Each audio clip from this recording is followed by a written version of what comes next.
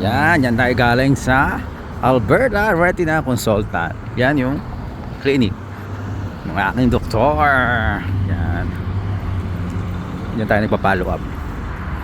So, okay naman. Maganda na yung result.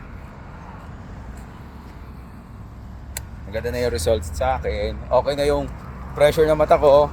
Back to normal na, 19. Last week umabot ng 39 eh. So alarming yung pag 39 na.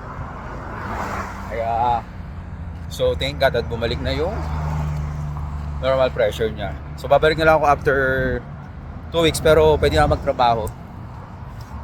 Kaya ito, ay nako. Buti na lang, libre yung libre. Yung surgery.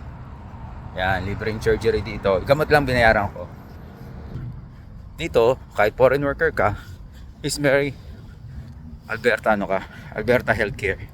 So yun lang, kailangan wag lang ma-expire kasi pag foreign worker ka, na-expire yun.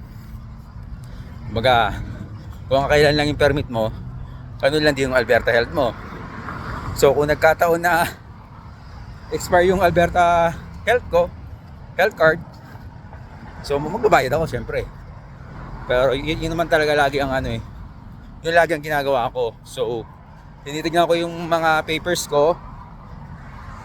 So as much as possible, pag hindi pa ako nakapag-apply ng PR, so 6 months, 7 months, nagsasabi na ako sa amo ko na yun yan ha.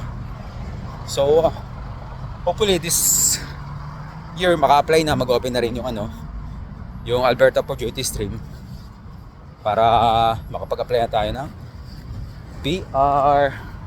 So sinabihan din naman ako ng amo ko na pag di pa yung naka-apply ngayon, sabihan ko siya, kukuha niya ako ng bagong lamia. So is grateful din ako sa kanila kasi very supportive sila. Okay, it's me, Marky. Yan talaga kasi nakikita naman nila kung gaano rin ako ayos magtrabaho. Kumbaga, yung trabahong barko, linis barko, pinapakita ko rin dito sa bakery. Kaya sinasabi ko sa inyo, di ba? Madali ang trabaho dito, lalo pag nagamay mo na.